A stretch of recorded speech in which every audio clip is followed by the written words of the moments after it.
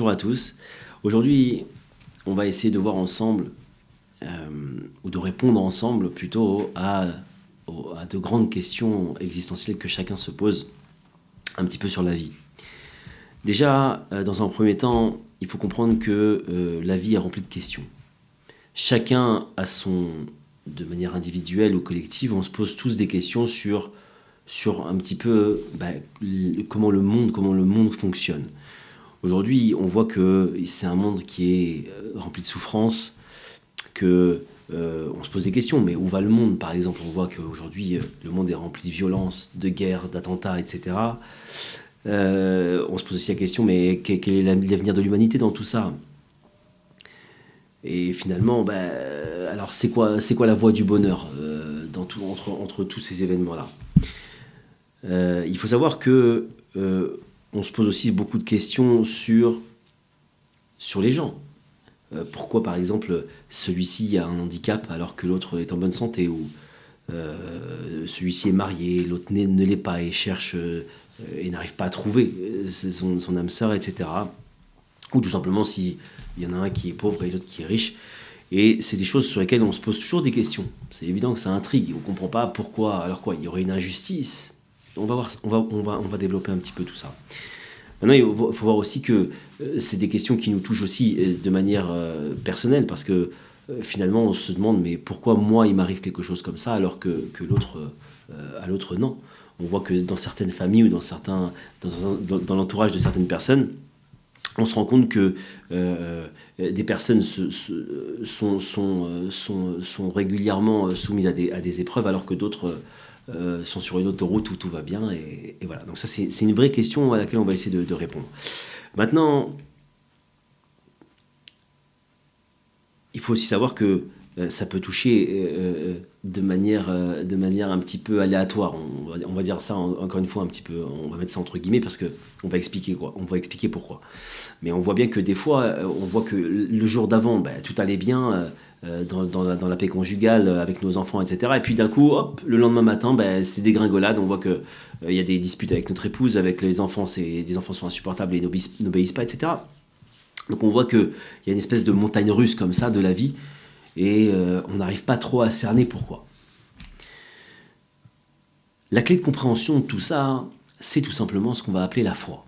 Alors c'est quoi la foi? La foi, c'est vrai que c'est un bien grand mot, mais la foi, il faut comprendre que pour le définir, c'est que il faut avoir la croyance, c'est la croyance que le Créateur dirige le monde, et qu'il le dirige de manière extrêmement précise, extrêmement sous-pesée. Alors, il détermine, le Créateur, il détermine le monde, il dirige le monde de manière, on va appeler ça de manière macro et de manière micro.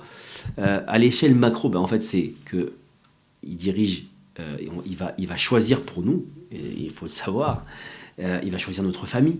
Il va choisir avec qui, donc il va choisir avec quel enfant on va avoir. Il va choisir aussi avec qui je vais marier. Il va savoir quelle apparence je vais avoir, quel caractère je vais avoir, combien d'enfants je vais avoir, quelle richesse je vais avoir, quel type d'amis, etc. Donc il y a tout un scénario qui est mis en place par le Créateur pour chaque être humain, de manière vraiment personnelle. Mais ça, on va rester à l'échelle, on va appeler ça l'échelle macro. Ça veut dire que d'une certaine manière, c'est la vie dans ses grandes lignes de chacun. Et on va voir aussi qu'il décide des petits détails de la vie. Alors c'est quoi les petits détails de la vie de chacun? C'est une rencontre, par exemple. Savoir que quand je rencontre quelqu'un, c'est jamais anodin. On peut aller même plus loin. Si je vais chez ce médecin plutôt qu'un autre, c'est pas anodin non plus. On va voir aussi qu'il décide aussi des réussites et des échecs de chacun. On va voir aussi qu'il décide quand est-ce que je souris et quand est-ce qu'on va m'humilier. Donc c'est quelque chose qui est sans fin. Et il faut savoir que tout ça, c'est dirigé par le Créateur. Maintenant, il faut savoir que c'est dirigé par le Créateur, c'est une première chose, et je rajoute, c'est dirigé pour le bien éternel de chacun. Et on va expliquer en quoi c'est un bien éternel de chacun, et vous verrez que dans les cours qui vont suivre, on va pouvoir expliquer que chaque chose chaque chose, elle a un bien. Chaque événement de notre vie, il y a un bien qui est renfermé. On va expliquer tout ça et vous verrez que vous aurez une grille de lecture, une façon de voir la vie après ces cours qui sera complètement différente. Maintenant, bien sûr que le Créateur amène l'homme vers le bien éternel, mais aussi l'amène vers sa finalité. Alors on va expliquer ce que c'est la finalité. En fait, il faut savoir que d'abord, la réalité de chacun, elle va varier par rapport à la finalité de chacun. C'est quoi la finalité de chacun? Ça veut dire que, on va expliquer dans 2 minutes ce que c'est la finalité de chacun, mais pour bien comprendre que, comme tout est millimétré, alors une parabole qui est intéressante de citer, c'est, imaginons qu'on a deux soldats, par exemple, devant nous, et chacun a une mission précise. Un, il a une mission, par exemple, de détruire la base ennemie, et l'autre une mission, je sais pas, d'espionnage, par exemple. Alors, l'un, il va avoir besoin d'un tank, l'autre, il va avoir besoin tout simplement de son fusil et puis d'être habillé de manière discrète. Bon, alors, il faut savoir que l'homme, c'est un petit peu comme ça. Chacun, on doit arriver au même but, mais on va passer par des routes, des chemins différents, donc on n'a pas les mêmes outils pour y arriver.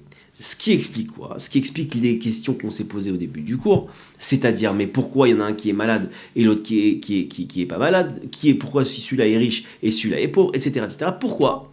Parce que chacun d'entre nous a besoin d'éléments précis pour arriver à son but, en passant par son chemin qui est propre, puisque chacun d'entre nous, on a un chemin propre qui n'est pas celui de l'autre. Donc, les éléments de ma vie, les amis que j'ai, la famille que j'ai, les enfants que j'ai, l'argent que j'ai, n'aura jamais la même configuration que celui qui est à côté de moi, de mon voisin. Pourquoi? Parce que je passe par mon propre chemin, et mon propre chemin, j'ai besoin de certains outils dont lui n'a pas besoin. Donc ça, c'est important de le comprendre. Maintenant, c'est quoi cette finalité? C'est quoi ce but? Il y a un livre qui s'appelle le Zohar, qui est un livre en fait de mystique juive, qui dit une chose qui est très forte et qui explique ce que c'est finalement le but de l'homme, pourquoi il a été mis sur Terre. C'est que l'homme a pour but aujourd'hui de connaître le Créateur. Connaître et reconnaître le Créateur. C'est le but, la finalité de l'humanité entière. D'accord? C'est pas propre aux Juifs ou à autres. C'est l'humanité entière qui doit arriver à ce but de connaître et de reconnaître le Créateur. Voilà. Maintenant, donc chacun des éléments de notre réalité, il est pesé et sous-pesé justement pour arriver à ce but-là. Maintenant, chacun doit se dire une chose, puisque donc déjà maintenant qu'on a intégré ce principe-là, qu'il y a une finalité, qu'il y a un but, qu'il y a un créateur qui fait tout pour le bien, évidemment, qui essaye de nous amener à notre but, et qui nous a donné les outils précis pour y arriver. Donc, à partir de ce moment-là, où je ne suis qu'un être humain face au créateur, alors je dois me dire, face à une épreuve, face à quelque chose, face à une réalité, une situation que je ne comprends pas, me dire quoi? Je ne comprends rien. Je ne sais rien. Entre guillemets, à chaque fois, je rajoute, entre parenthèses, je ne comprends rien parce que je suis un être humain devant le Créateur. Je ne sais rien parce que je ne suis qu'un être humain devant le Créateur qui, lui, a, si vous voulez, l'intégralité des données pour que je réussisse, alors que moi, je ne sais pas. Mais il faut se dire, à la fin de finalement, dans cette phrase, il faut finir sur cette phrase en disant... finir cette phrase comme ça en se disant que malgré tout je suis heureux de mon lot. Pourquoi je suis heureux de mon lot? Parce que maintenant je viens d'intégrer que ma vie et tous les éléments de ma vie, même si moi je les comprends pas et même si moi je peux pas les intégrer parce que à mon échelle humaine j'arrive pas à comprendre pourquoi un tel a ça et moi je l'ai pas, mais j'ai compris maintenant que c'est pour arriver à un but et que j'ai un chemin particulier, alors dans ces cas-là je peux être heureux de mon lot. Alors maintenant qu'on sait tout ça, il va falloir que quand il nous arrive des choses, quand on regarde un petit peu les éléments de notre vie, alors il faudra qu'on ait une analyse de ces éléments-là pour voir est-ce que finalement ça me permet de connaître le Créateur? Est-ce que je suis dans le bon chemin? Pourquoi? Parce que il faut être convaincu que chaque détail de la vie, elle doit m'amener à ça. Donc, finalement, on va le voir après, il faut savoir que le Créateur, il a pour but donc de nous amener à cette finalité. Maintenant, si nous, on prend un mauvais chemin, un chemin qui nous paraît bien finalement, mais qui finalement nous amène pas vers cette finalité, vers cette connaissance et reconnaissance du Créateur. Alors, qu'est-ce que fait le Créateur? Le Créateur nous envoie des signaux. Alors, c'est des épreuves. Et je précise, c'est des épreuves et pas des punitions, et on va le voir après. Ce sont des épreuves qui nous remettent sur le droit chemin, ce qui nous permet de quoi? De rectifier la trajectoire pour pouvoir atteindre ce but qui est, encore une fois, connaître et reconnaître le Créateur. Maintenant, il faut savoir que ces signaux, ils peuvent avoir différentes forces. Alors, des fois, c'est un petit signal, mais des fois, c'est quelque chose qui est très fort. Pourquoi? Parce que le Créateur, il va faire en sorte que on arrive à cette compréhension que je fais fausse route et que je me remette dans ce principe de foi. Et comment il va faire? Simplement, il va nous amener à une situation où on n'a plus le choix que de dire, bon, ok, je me plie parce que j'ai compris que je faisais fausse route. Comment on pourrait imaginer ça? Imaginons qu'une voiture, elle arrive à un carrefour. Et comment on pourrait faire pour que, imaginons qu'il y a 3 voies devant elle. Comment on ferait pour qu'elle prenne la voie du milieu? Absolument. On mettrait, je dis n'importe quoi, une voiture en panne dans une première voie. Dans celle de l'autre côté, on mettrait, je ne sais pas moi, qu'est-ce qu'on pourrait mettre? Je ne sais pas, une autre voiture en panne par exemple, je dis n'importe quoi. Et puis évidemment, une voie libre. Laquelle on prendra celle qui est libre. Aujourd'hui, le Créateur, il va faire en sorte que on prenne la voie qui dirige vers cette connaissance-là. Donc c'est fondamental de prendre en compte ça. Maintenant, il faut savoir que le Zohar, donc ce fameux livre de mystique juive dont on a parlé tout à l'heure, il dit que les premiers pas, et c'est une approche fondamentale dans la vie de l'être humain, c'est que le premier pas vers la foi, d'accord, c'est de comprendre conscience qu'il existe un autre monde après celui-ci. Beaucoup vous diront, buvons et mangeons parce que demain nous mourrons. C'est faux, c'est faux. Aujourd'hui, il faut prendre conscience. Et si on a réussi à vous transmettre ça aujourd'hui, tant mieux et c'est extraordinaire. C'est que tout simplement, aujourd'hui, il faut comprendre qu'il n'y a pas que ce monde-là, il y a un monde après, il y a une vie après pour l'âme, et que aujourd'hui, ce monde-là, c'est un monde qui est préparatoire au monde d'après. Maintenant, il y a un très grand rabbin qui s'appelle Rabbi Nachman de Breslev, qui a dit, et je le cite, et je le lis parce que ces mots sont pesés, c'est que l'essentiel est de se rappeler constamment du monde futur et ne pas penser qu'il n'y a qu'un seul monde. Parce que c'est l'erreur que beaucoup font aujourd'hui, c'est de croire qu'il n'y a qu'un seul monde. Donc, on se pose, entre guillemets, dans ce monde, on fait un petit peu ce qu'on veut, etc. etc. Et en fait, le problème c'est qu'on n'a pas mis de côté, entre guillemets, pour la retraite. C'est un petit peu le même principe. C'est comme si je mettais de côté pour la retraite. C'est comme si, c'est un petit peu la cigale et la fourmi. C'est tout simplement qu'aujourd'hui, si j'ai compris ça, j'ai intégré ça, j'ai compris que tout ce que je mettais de côté, c'est pour le monde futur. Maintenant, si je veux tout dépenser ici, le problème, c'est que j'aurai plus rien au monde futur. Et c'est le problème. Donc, et comment on peut comprendre qu'il y a un monde futur? En fait, il y a une chose qui est très forte. Et ça va nous permettre d'intégrer ce principe qu'il y a quelque chose derrière ce monde-là. D'abord, il faut savoir que si chacun d'entre nous, on se posait la question, ou on venait nous poser la question, écoute, j'aimerais bien que tu lèves la main pendant 1 heure, sans aucune raison. Sans aucune raison, comme ça, j'aimerais que tu lèves pendant 1 heure la main en l'air. Est-ce que quelqu'un le ferait? Même s'il y a derrière de l'argent? Non. Pourquoi? Parce que tout simplement, ça n'a aucune raison. Il n'y a aucun but. Cette action, elle n'a aucun sens. Alors, il faut savoir que si ça vaut pour l'homme, que l'homme, aujourd'hui, quand il entreprend quelque chose, c'est qu'il y a un but derrière.